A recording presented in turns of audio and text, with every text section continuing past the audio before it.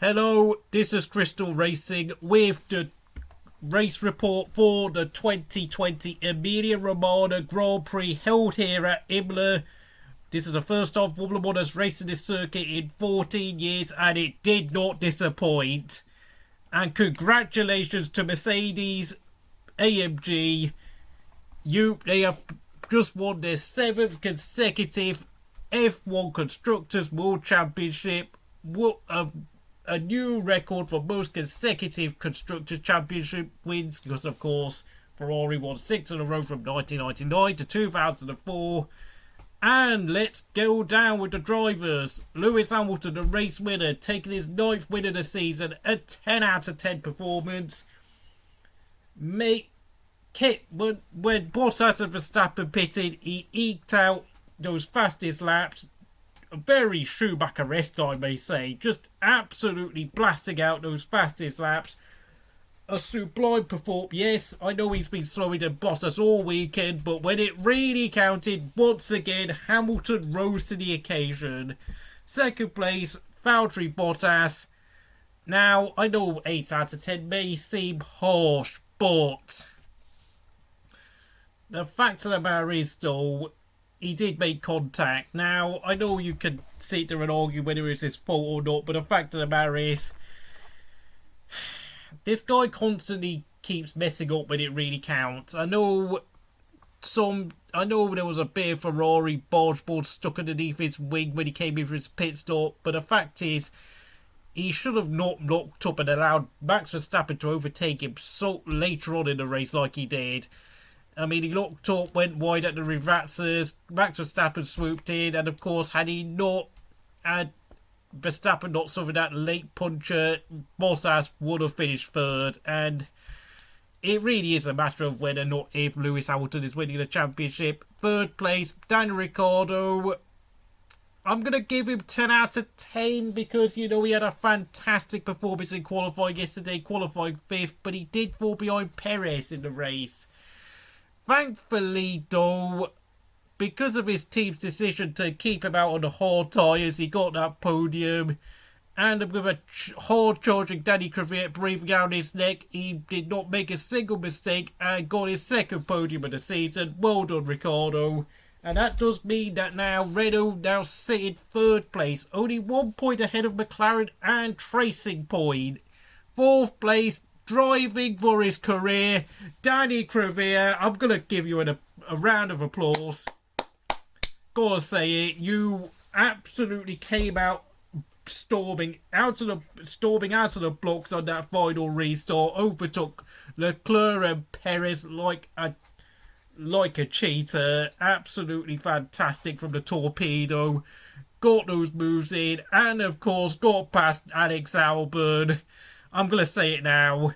Danny Kvyat deserves a seat for next year. There is no way, if Red Bull and AlphaTauri are going to make a decision who they're going to keep between Danny Kvyat and Alex Albon, it is going to be Danny Kvyat. I know it sounds harsh on Albon, but I'll get onto him a lot later. 5th place, Charles Leclerc, 9 out of 10. Another great, decent qualifying performance, but then of course it's kind of the bare minimum for Charles Leclerc to out-qualify Vettel by about half a second at this point. But in the race, he had a very quiet performance today, 9 out of 10. Well, I suppose he did a decent job holding off Perez, but I mean, I don't really know what else to say. It's not like he did anything that remarkable in the race. But good performance nonetheless. 6th place, Sergio Perez was breathing down Kimi Räikkönen's neck before Kimi pitted. Made those hard tyres last very well, but then Racing Point decided to pit him under the safety car when a podium was there for the taking. Oh man, painful, utterly painful. Racing Point, what are you doing? You're constantly bottling all these opportunities to get some fantastic results this season, and of course yesterday your qualifying performance was absolutely pants.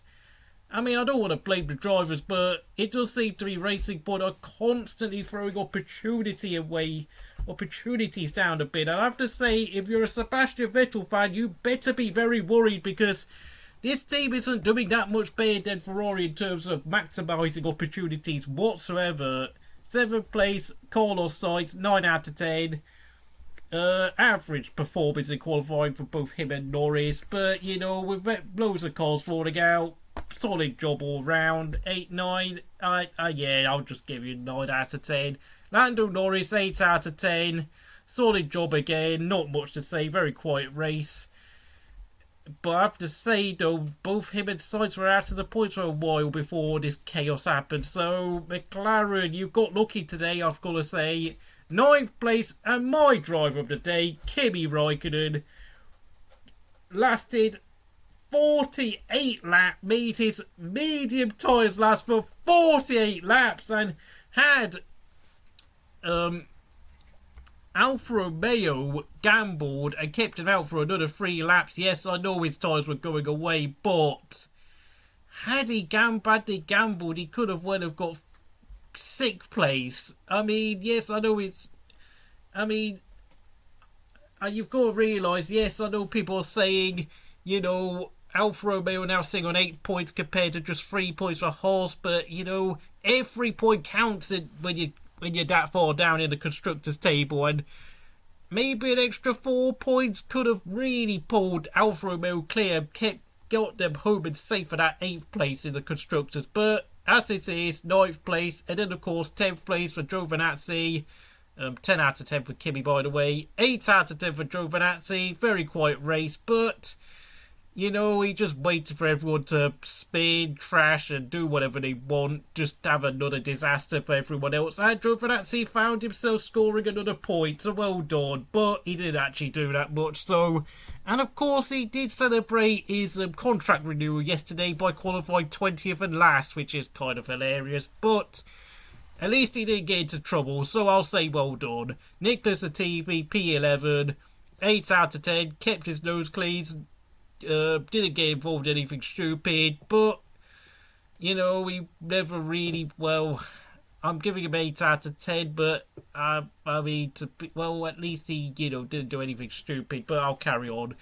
12th place, I know it says Romain Grosjean in 12th, but he got a 5-second time penalty, but 12th place, it is Sebastian Vettel, 9 out of 10. A fan also did a great job making his medium tyres last for 43 laps, but then of course he came into the pit lane and guess what happened? Do you want to know what happened? Yeah, I think you can guess what happened. Ferrari gave him the most awful pit stop ever. They struggled to get that front right tyre off and on properly. Utterly calamitous, just pathetic really. Ferrari, society has moved past the need for your presence in this sport now. Like, I wouldn't be sorry if your name disappeared from Formula 1 in the future. You're beyond a joke now. Although I will say, though, that Sebastian Vettel isn't going to have that much more joy at Aston Martin because, you know, Aston Racing Point bottled a podium for Paris today. That should not be forgotten. And so, yeah, Sebastian Vettel fans, you better be ready for more heartache. 13th place, Lance Stroll, 6 out of 10. Got involved in that first lap incident with Magnussen. And then later ran over his his Jackman. He didn't mean it intentionally, obviously. He said sorry immediately. But, well, 6 out of 10. He just was there, really. But at least he didn't bottle a huge points finish like a certain someone. 14th place, Romain Grosjean, 7 out of 10. Actually had a lot of good pace today considering how bad that horse is. But of course he copped that 5-second penalty for breaching track limits once for a second race in a row. Well, it's not like he cares anyway, and let's face it, Romain Grosjean's had enough of Formula 1, and I will wish him the best of luck for his future endeavours when he leaves Formula 1 at the end of this season. 15th and in last place.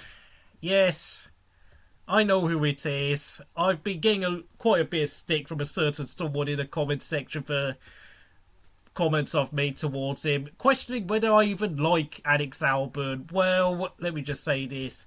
it's not a question of whether I like him. I am judging him purely on his race performances.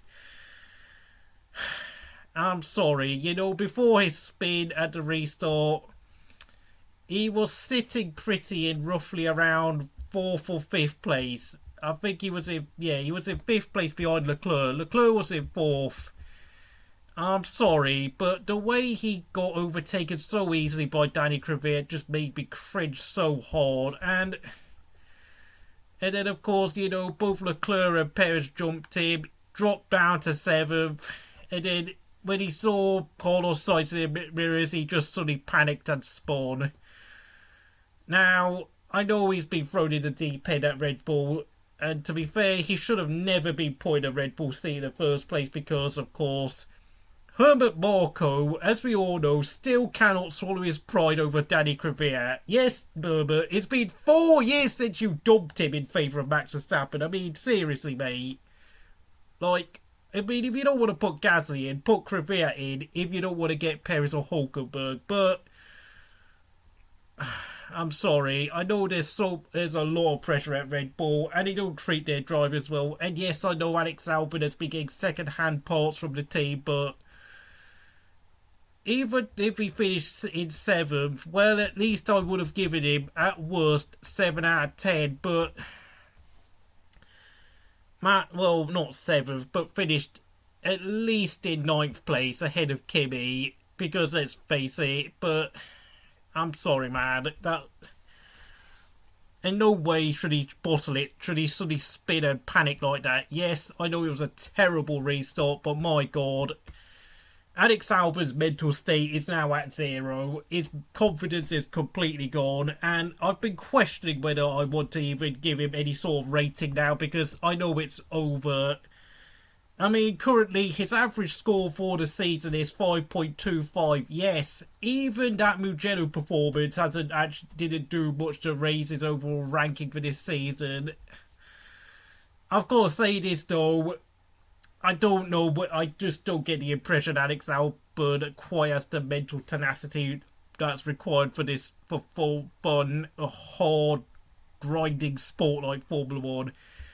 Driving talent isn't enough to get you through to make you a successful driver in Formula 1. It's the mental fortitude and the ability to deal with politics and the emotional intelligence to deal with certain characters like Helmut Marko that really play a huge factor. And I have to say, I'm sorry to say this, but Alex Albon just doesn't seem to be able to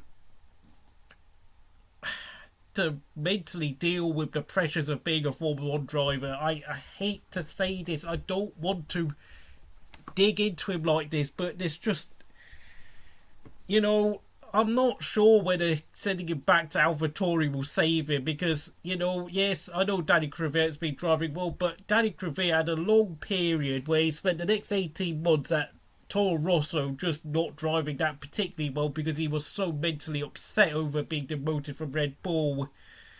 I've got to say this, and the reason why I have to say Alex Albon should leave Formula 1 is because we all know Red Bull are more interested in Yuri Vips and Yuki Tsunoda, and frankly, you know, it's like watching Alex Albon is like watching a lamb being put to slaughter now. It's just unbearable.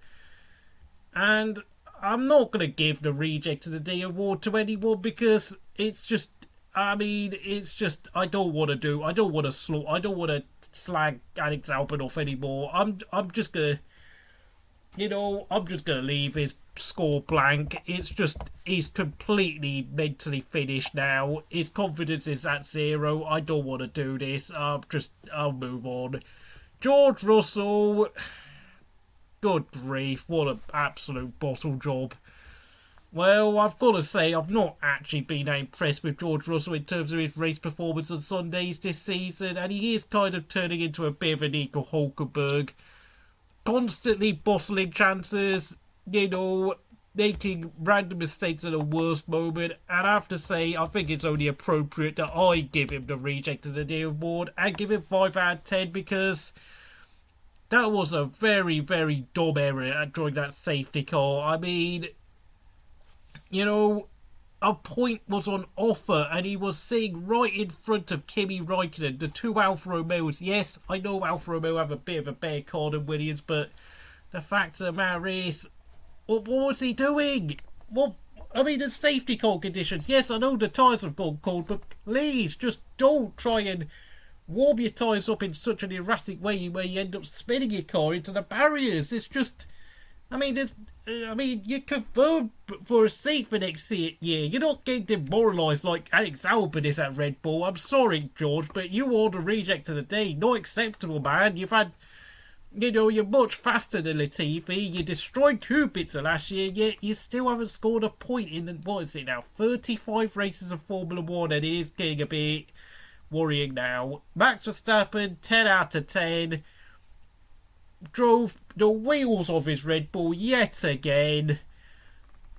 And that late rear puncher after he overtook Bottas, just so gut-wrenching, so unlucky. I mean, of course, I know people complained about Michael Massey and the FIA stewards, race directors, putting out safety cars after, I don't know, for silly incidents, but the thing is, though, Max Verstappen's Red Bull was parked right in the gravel, right in the edge of the chicane, meaning that he had no choice but to put the safety car out. His car was in a dangerous position, so yeah. Next up, Kevin Magnussen. Oh boy, this is hard to rate. Well, we got into a first lap collision with Lance Stroll, but he was running in the points for quite a while though when he stayed out. And having said that though, I will say, he did pick up a headache when he was doing the upshifts on his when he was driving his horse. Yes, he dropped down the order later on, and then he dropped towards the back, and you could kind of tell he was really ill by that point. So, out of sympathy, I'm going to give Kevin Magnussen an 8 out of 10 for trying to persevere, but then having to be forced to retire because, let's be honest, he's also another one going to be leaving Formula 1 at the end of this year, and I'll wish him the best of luck as well in his future endeavours. Esteban Ocon, 6 out of 10. Retired on lap 30 with some mechanical gremlin. Had another dreadful qualifying performance on Saturday. Jeez, and what did he do in the race up to that point before he retired? He didn't do much, and frankly, I don't care. And I'm not going to say this for Esteban Ocon. He's getting destroyed by Fernando Alonso next year, so it's 6 out of 10 for me. And look, if you think I've been nasty with Alex Albon, just you wait when I get round to destroying Esteban Ocon next year, when inevitably Fernando Alonso ends his career. And last but not least, the qualifying man of the day yesterday, Pierre Gasly, the man wearing the Ayrton Senna helmet. Oh, I'm so gutted. I'm going to give him 10 out of 10 because we all know he probably would have got a podium today. I'm so gutted. I am so gutted, honestly, for him to retire after 10 laps. Oh. Well, that ends my review for the crystal score today at the 2020 Emilia Romagna Grand Prix at Imola. If you enjoyed this video, please do all the usual stuff. Like, subscribe, blah, blah, blah, blah, blah. Thank you for watching, and I'll see you again next time.